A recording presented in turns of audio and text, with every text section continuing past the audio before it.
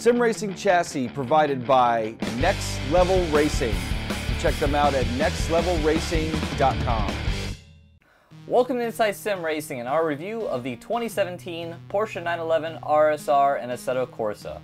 The 2017 Porsche 911 RSR is an interesting car for a few reasons. First up, it is a GTE car, and we do not see too many of those in sim racing, with sim racing being mostly occupied with the very popular GT3 class. And not only is it a GTE car, it's one of the first GTE cars in sim racing to take advantage of the 2016 rules update, which allows for a much larger rear diffuser, which is why the 911 RSR is the first 911 to be mid-engine, which makes it a fascinating car on its own. Clearly the new design is working, because in its first two races entered in the US, the Daytona 24 Hours and Sebring 12 Hours, the car has finished P2 and P3 respectively. And now us sim racing fans are able to experience this new car ourselves thanks to Assetto Corsa and the latest update on the PC, version 1.13, which brings the 911 RSR to the title if you own the Porsche Volume III, which was released back in December of last year. There are also a couple other interesting features that were released in the version 1.13 update, and we'll note those a little bit later. But first up, let's talk about this car and how damn pretty it is. The 2017 Porsche RSR 911 is a gorgeous car, and it is extremely well done in Assetto Corsa. I've never been a huge fan of Porsches myself, but I have to say, I cannot get enough of looking at this car. It is low, wide, and super clean, and the Assetto Corsa version does a great job of showing that off. They also do a really nice job with the 2017 Porsche livery, which, while it isn't much to look at, the shaders that Assetto Corsa uses are really showing off here, showing off the shiny white bits, and also the flat black bumpers. We've seen other sim racing titles really struggle with showing shiny versus matte paint, but Assetto Corsa has nailed it here with this scheme. Moving to the inside of the car, and it's more the same on the inside as it is on the outside. This car, again, from a design point of view, is gorgeous. I'm really in love with the Formula style rim that most of these GT cars are going to, and I really like the display, which is easy to read, and it's nice that the miles per hour is right there in the center and easy to pick out. Also, what's fun is built into the dash is a couple set of lights that will illuminate blue when traction control is enabled, helping to let you know when it is working and when it isn't. Looking around the rest of the interior, there's this interesting carbon fiber structure around the pedals that looks almost like a safety cell. The dash contains the usual array of buttons on the Porsches with plenty of lights, and also looks very neat. It also has a rear view camera, since you do not have a rear mirror, with the mid-engine layout knocking out the rear window. Looking over to the passenger area, there's plenty of electronics on the floor and what appears to be the battery as well. And just overall, it is a super cool looking interior, which is not only well made by Kunos, but it's just a very neat and interesting interior to look at from the real world car. And speaking about capturing how it looks from the real world, that is why we are in VR, to not only give you a better driver's eye view of the car and the cockpit, etc., but also because the version 1.13 update of Assetto Corsa now has HTC Vive support in beta phase. Now, I am using an Oculus Rift headset, not an HTC Vive, but that's the best tie-in I had, and I figured might as well go and run a bit in VR. Moving on from how well the car looks, and let's go to sounds, and I have to say the sounds are also pretty well done on this 2017 911 RSR.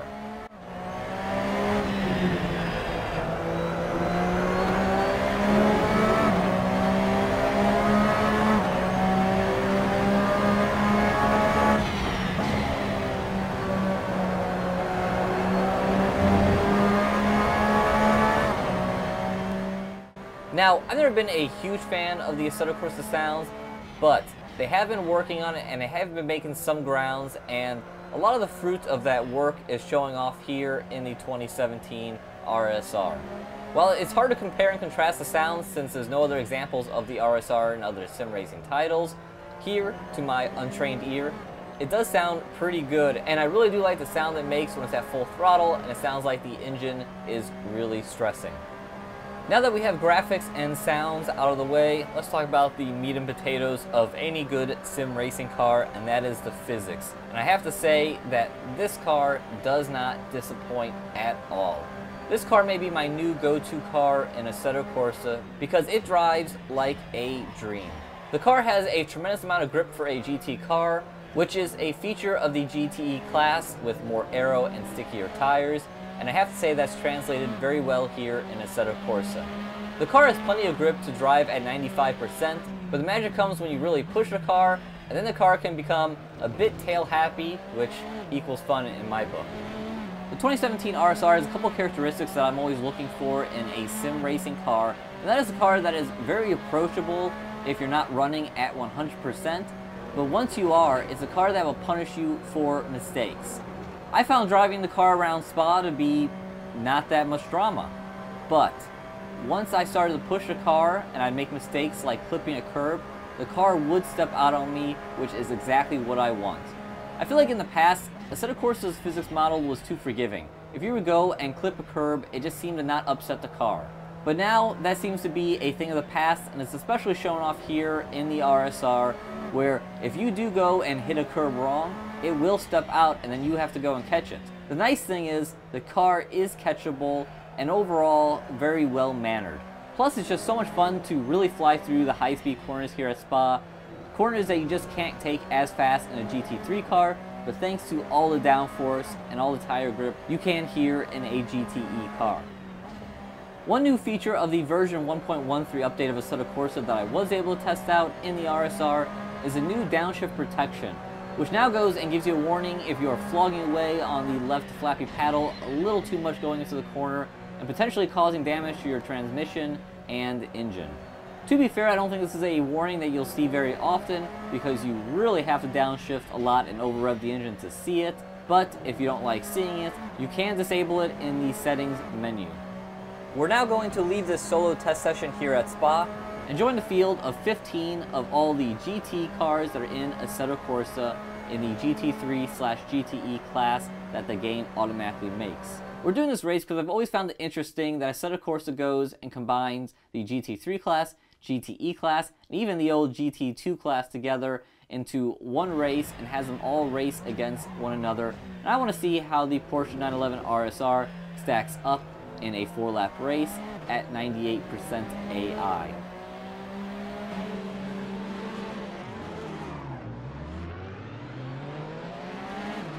It's kind of interesting that the other RSR is starting back with me here.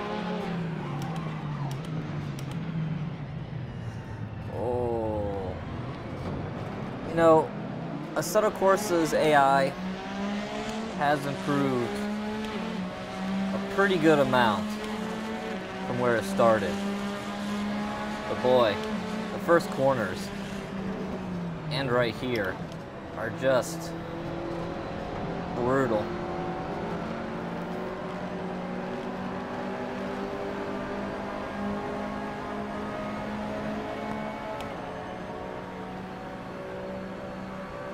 RSR looks pretty there in the monitor.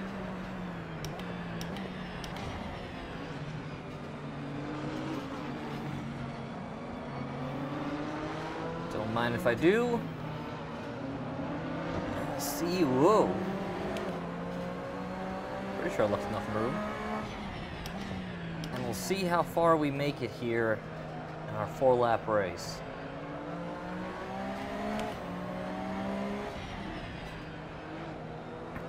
You know, it's just so interesting that Assetto Corsa just puts in the GT3 and GTE cars together. You know, now that they have the RSR and they have the Corvettes, it would be nice to see them make it where you do only race against another GTE car.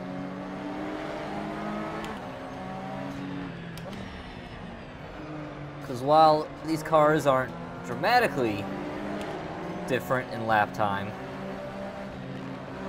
it's still a noticeable difference.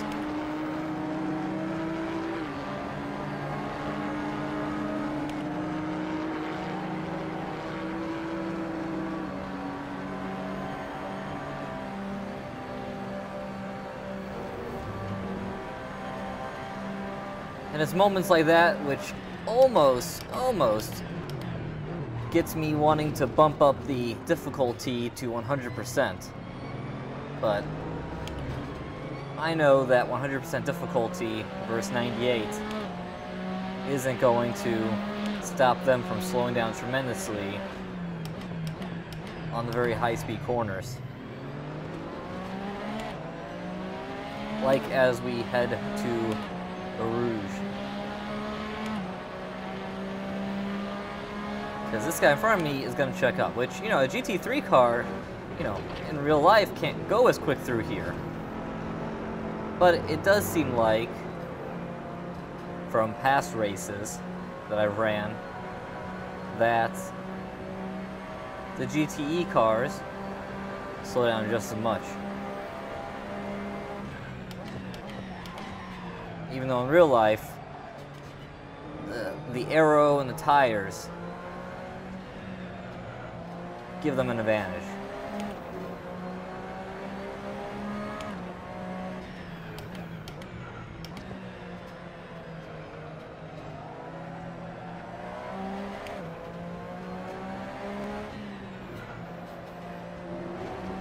The nice thing is, once we get past that turn 1, lap 1 parking lot, the AI kind of settles in here, and this becomes a lot more, as I missed my downshift, this becomes a lot more realistic.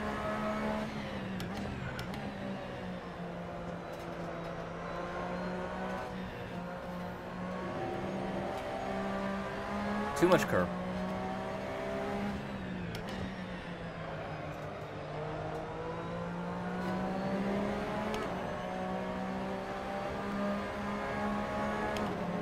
Car feels so good right there. It's not an easy corner to take flat out, but it is doable.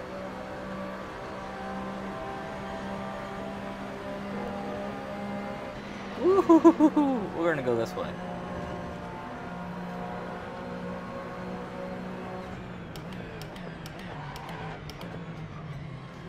More lockup.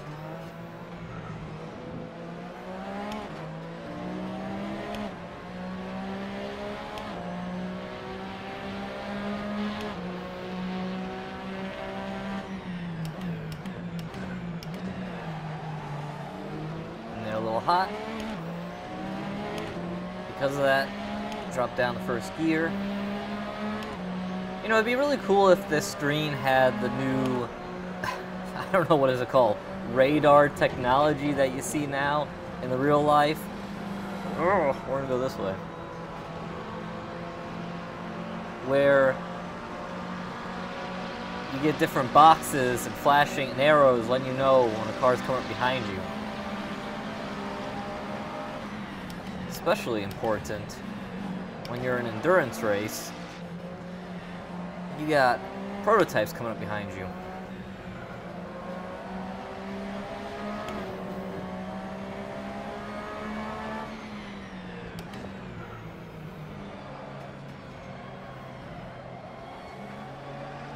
Okay, lap 3. Let's see if we'll make some progress here.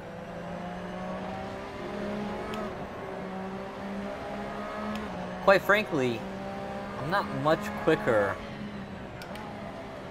than these cars. I'm making up my big time in the high-speed corners where the AI is being AI-like.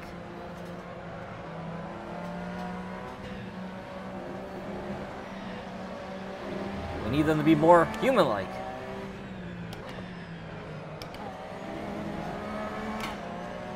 Too much curb. Again, that's the really great thing about this car. You know, it has good amount of grip. It feels like the right amount of grip. But if you go and you do something dumb like I just did right there and hit that curb kind of wrong, oh, come on, buddy. It punishes you. But it's catchable. There you are. And there I go. Okay, last lap.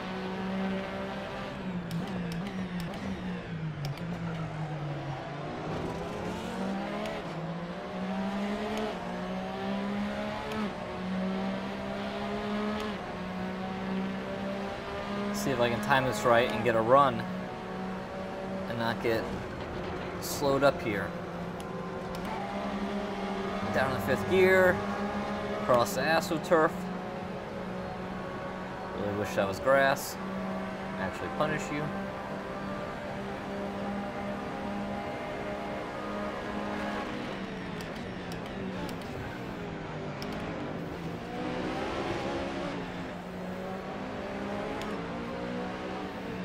Ooh.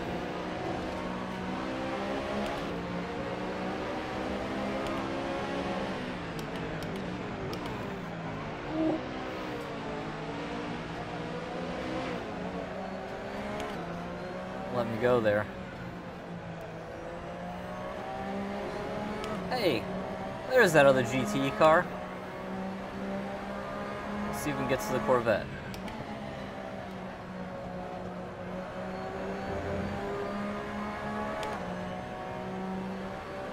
Such a tricky corner. Gotta carry the speed. It's so easy to go wide. And here, just waiting on the gas. Let's stay in 3rd gear this time. Turn. Didn't quite get to the curb. Was able to flat foot it.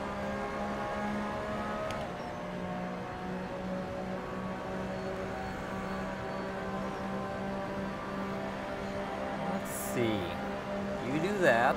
I do this.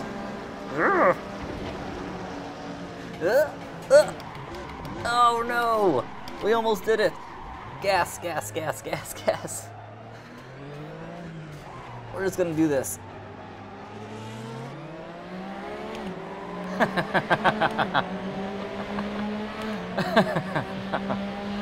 Oh, that was funny.